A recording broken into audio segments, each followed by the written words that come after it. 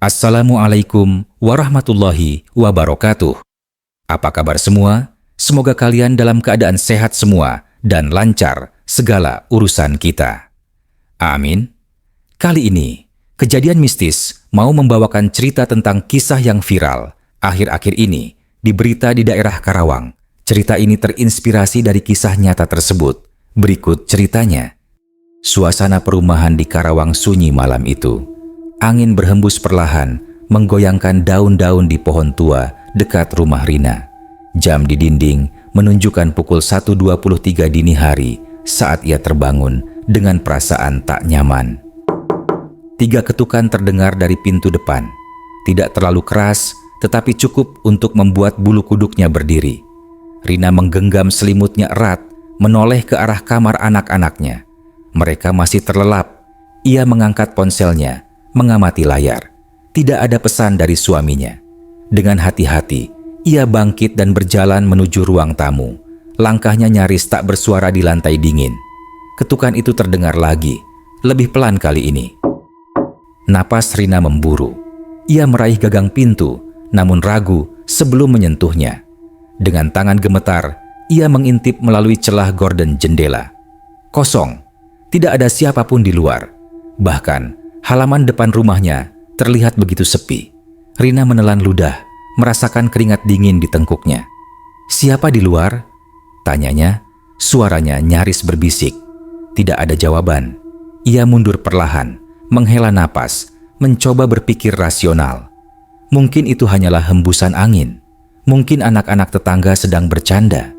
Tetapi sebelum ia bisa meyakinkan dirinya, ketukan terakhir terdengar. Hanya satu kali. Seolah sesuatu di luar tahu bahwa ia sedang mendengarkan.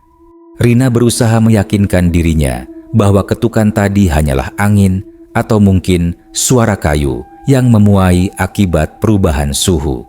Ia kembali ke kamar, memeluk anak-anaknya yang masih terlelap. Namun, tidur tak kunjung datang. Pukul 6 pagi, ia bangkit dengan mata lelah. Saat membuka pintu depan untuk menghirup udara segar, napasnya tercekat. Di halaman rumahnya terlihat jejak kaki, namun bukan jejak biasa. Bentuknya panjang dengan jari-jari yang terlalu kurus dan mencengkeram tanah seperti cakar. Rina mundur, hatinya berdegup kencang. Ia menoleh ke rumah tetangganya, ingin memastikan apakah mereka juga mengalami hal yang sama. Anton, tetangga sebelah, sedang berdiri di beranda rumahnya, memandangi sesuatu di lantai dengan wajah pucat. "Bu Rina, kau lihat ini juga?" Suaranya terdengar serak. Rina mendekat. Di lantai depan rumah Anton ada jejak yang sama, panjang dan menyerupai cakar. Anton menggeleng pelan, lalu menelan ludah. "Aku dengar ketukan itu juga tadi malam," katanya pelan. "Dan aku buka pintu." Rina menegang. "Apa yang kau lihat?" Anton mengusap wajahnya, gemetar. Tidak ada apa-apa. Tapi tiba-tiba, hawa dingin terasa begitu kuat, seperti ada sesuatu yang berdiri di hadapanku. Rina merasakan bulu kuduknya meremang, seolah sesuatu memang datang dan meninggalkan jejak. Malam tiba lagi di Karawang, membawa hawa dingin yang terasa lebih menekan dari biasanya. Rina dan Anton sepakat untuk berjaga. Tidak ingin kejadian aneh terulang tanpa mereka sadari. Di rumahnya, Rina duduk di ruang tamu, ditemani secangkir kopi yang sudah mendingin. Pikirannya terus mengulang peristiwa semalam, ketukan, jejak di halaman, dan kesaksian Anton. Apakah ini hanya kebetulan? Atau ada sesuatu yang benar-benar mengintai mereka? Di seberang rumah, Anton juga terjaga, duduk di depan pintu dengan ponsel dalam genggaman, siap merekam jika sesuatu terjadi. Pukul 12.17 dini hari. Ketukan itu kembali, kali ini lebih keras. Rina menahan napas, mencengkram sandaran kursinya. Ia mendengar suara lain, seperti sesuatu yang bergerak di lorong depan rumahnya. Bukan langkah kaki manusia, tapi seretan. Anton juga mendengar suara aneh dari luar rumahnya. Ia perlahan mengangkat ponselnya dan membuka aplikasi kamera. "Tolong jangan buka pintu," kata Rina pelan lewat pesan suara. Anton membalas dengan suara yang bergetar. Aku tidak akan, tapi coba dengar ini. Rina mengangkat ponselnya. Dari seberang, Anton merekam suara di lorong rumahnya. Seperti sesuatu yang menyeret dirinya di lantai. Suara itu mendekat. Anton menelan ludah. Bu Rina, kalau kita dengar suara ini, berarti kita bukan satu-satunya yang ada di sini malam ini. Rina tak bisa menjawab. Di luar, suara seretan itu semakin dekat. Rina duduk membeku di ruang tamu. Ponselnya masih tergenggam erat. Suara seretan itu makin jelas, seperti sesuatu yang bergerak mendekati rumahnya. Dari seberang, Anton juga terdiam, mendengarkan. Lalu, suara itu berhenti. Rina menelan ludah, mencoba mengatur napasnya. Di luar jendela, lampu jalan berkedip-kedip, menciptakan bayangan yang bergerak-gerak di lantai rumahnya. Anton mengirim pesan suara lagi, kali ini lebih pelan. Bu Rina, lihat ke lorong depan rumahmu. Jantungnya berdegup kencang. Dengan tangan gemetar, ia mengintip lewat celah jendela. Di ujung lorong, berdiri sesuatu. Bayangan. Tingginya lebih dari manusia biasa. Tubuhnya kurus dengan tangan panjang yang menjuntai ke bawah. Matanya kosong. Seketika, Anton berbisik lewat pesan suara. Aku melihatnya juga. Rina ingin menutup matanya, ingin meyakinkan dirinya bahwa ini hanyalah ilusi. Tetapi sosok itu tetap di sana, diam, seolah menunggu. Lalu, ketukan terdengar lagi. Bukan dari pintu depan, dari dalam rumah. Rina membeku. Ketukan tadi bukan dari pintu depan, itu berasal dari dalam rumahnya.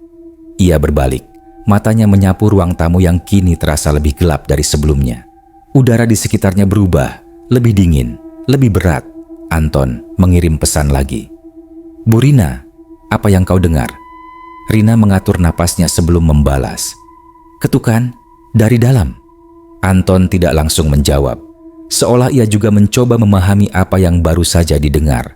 Lalu, suara lain muncul. Suara pintu yang terbuka perlahan. Pintu kamar anak-anaknya. Rina menggigit bibirnya, menyalakan ponsel, dan mengarahkan cahaya layar ke arah lorong. Bayangan pintu yang terbuka semakin jelas dalam gelap. Dengan tangan gemetar, ia mendekati kamar. Setiap langkah terasa lebih berat. Sayang, bisiknya, berharap anak-anaknya hanya bergerak dalam tidur mereka. Tidak ada jawaban. Ia menggapai gagang pintu dengan hati-hati dan mendorongnya sedikit. Kasur masih rapi, namun anak-anaknya tidak ada di dalam kamar. Jantung Rina berdegup kencang. Anak-anaknya tidak ada di kamar. Selimut masih tertata rapi di kasur, seolah mereka menghilang tanpa suara. Panik mulai merayapi tubuhnya. Ia berlari ke ruang tamu, mencoba mencari jejak mereka, tetapi rumahnya terasa lebih sunyi dari sebelumnya. Anton meneleponnya. Suaranya terdengar tegang. Bu Rina, ada sesuatu di lorong. Rina menelan ludah. Apa maksudmu? Anton mengatur napasnya sebelum menjawab. Aku mendengar langkah kaki. Perlahan, seperti seseorang berjalan di atas lantai rumahmu. Saat itu juga, Rina mendengar suara yang sama. Langkah kaki halus, namun terdengar jelas, seolah seseorang sedang berjalan di dalam rumahnya. Tanpa terburu-buru, tanpa berusaha bersembunyi. Ia berdiri diam, mencoba menentukan arah suara itu. Langkah kaki itu berhenti. Lalu, suara lain terdengar. Ketukan dari dalam lemari di ruang tamu. Rina berdiri kaku di tengah ruang tamu. Ketukan itu dari dalam lemari. Udara terasa semakin dingin. Jari-jarinya gemetar saat ia mencoba mengetik pesan kepada Anton. Lemari di rumahku, ada sesuatu di dalamnya. Pesannya terkirim, namun sebelum Anton bisa membalas, suara lain terdengar. Bukan ketukan lagi. Shh. Bisikan, pelan, serak, seperti seseorang mencoba mengatakan sesuatu dengan suara nyaris tak terdengar. Rina mundur perlahan, matanya tetap tertuju pada lemari kayu itu. Ia mencoba menenangkan diri. Mungkin ini hanya perasaannya saja. Mungkin angin, Mungkin sesuatu jatuh di dalam lemari. Namun, sebelum pikirannya bisa mengalahkan ketakutan, lemari itu bergerak. Pintunya bergeser sedikit, nyaris tak terlihat jika ia tidak memperhatikannya dengan saksama. Anton meneleponnya. Suaranya bergetar. "Bu Rina, keluar dari rumah sekarang." Rina menelan ludah. "Kenapa?" Anton menghela napas, seolah mencoba memilih kata-kata yang tepat. "Aku bisa melihatnya dari rumahku. Lemari itu, ada sesuatu di dalamnya. Jangan mendekat." Rina ingin bergerak, ingin berlari keluar rumah, tetapi tubuhnya terasa berat. Ia mencoba menguatkan diri, menatap lemari itu sekali lagi. Kemudian, pintunya terbuka sedikit lebih lebar. Dan dari dalam kegelapan itu, terdengar suara. "Jangan matikan lampunya." Rina berdiri terpaku, jantungnya berdegup semakin kencang. Lemari itu masih terbuka sedikit, cukup untuk melihat celah hitam yang menganga di dalamnya. Suara yang baru saja terdengar, bisikan pelan yang memperingatkan. "Jangan matikan lampunya." Masih bergaung di kepalanya. Anton mengirim pesan suara lagi. Kali ini, suaranya terdengar lebih mendesak. "Bu Rina, aku melihat sesuatu di sana. Jangan mendekat." Tetapi, sesuatu dalam diri Rina memaksanya untuk tetap menatap ke arah lemari. Cahaya dari lampu meja berpendar ke arah pintu lemari yang terbuka. Seketika, Rina merasakan hawa dingin menjalar ke tengkuknya. Di dalam celah gelap lemari itu ada sepasang mata. Mata itu bukan milik manusia. Besar, bulat, dengan warna hitam pekat yang seolah menelan cahaya. Ia berkedip sekali, perlahan, seakan tahu bahwa Rina sedang menatapnya. Rina menahan napas, tubuhnya terasa kaku. Ia ingin berlari, tetapi kakinya tidak bisa bergerak. Lalu, pintu lemari itu bergerak sendiri, membuka sedikit lebih lebar. Anton berbisik di telepon, nyaris tak terdengar. "Bu Rina, jangan sampai lampu padam." Tapi sebelum Rina bisa bereaksi, lampu meja berkedip. Dan saat cahayanya meredup sejenak, mata di dalam lemari itu menghilang atau berpindah ke tempat lain. Rina mengatur napasnya, tubuhnya masih terasa kaku setelah melihat mata mengintip dari dalam lemari. Lampu meja berkedip sekali lagi, membuat bayangan di sudut ruangan tampak bergerak sendiri. Anton masih berada di seberang rumah, mengawasi dari jendela. "Bu Rina, jangan bergerak terlalu cepat," bisiknya lewat telepon. Rina mencoba menjawab, tapi tenggorokannya terasa kering. Ia menguatkan dirinya, melangkah mundur perlahan. Namun, saat hendak mencapai pintu belakang, suara itu kembali terdengar. "Shh!" Bisikan, pelan, bergetar. "Jangan lihat ke belakang." Rina membeku. Sesuatu ada di belakangnya. Anton mendengar napas Rina yang semakin cepat di telepon. "Bu Rina, keluar sekarang," katanya lebih tegas, hampir seperti perintah. Tapi Rina tidak bisa bergerak, seolah ada sesuatu yang menahan tubuhnya di tempat. Lalu, dari belakangnya, terdengar sesuatu yang lebih mengerikan. Ketukan, bukan dari lemari, bukan dari pintu, tapi dari sesuatu yang berdiri tepat di belakangnya. Rina merasakan napasnya semakin berat. Udara di dalam rumah terasa pekat, seolah ada sesuatu yang menyerap setiap suara. Anton masih di telepon, suaranya lebih khawatir dari sebelumnya. "Bu Rina, kalau bisa, lari sekarang." Tapi Rina tidak bisa. Di belakangnya, ketukan berhenti. Kini, ada sesuatu yang lebih mengerikan. Napas. Pelan, panjang, seolah sesuatu berdiri begitu dekat, tepat di belakangnya, menghirup udara dengan suara yang dalam dan basah. Ia ingin berbalik, ingin melihat apa yang ada di sana. Tetapi, bisikan tadi masih bergaung di kepalanya. "Jangan lihat ke belakang." Anton tiba-tiba terdengar bergerak cepat di telepon. "Bu Rina, aku akan ke sana sekarang, buka pintunya." Rina mencoba menjawab, tetapi saat bibirnya terbuka, ia merasakan sesuatu menyentuh bahunya. Dingin, Panjang, seperti jari, matanya terbuka lebar, lututnya hampir goyah. Kemudian, dari sudut matanya, sesuatu mulai tampak. Bayangan, menjulang tinggi, menggerakkan tangannya lebih dekat. Lampu meja berkedip sekali lagi, lalu padam. Anton tidak lagi melihat Rina di jendela rumahnya.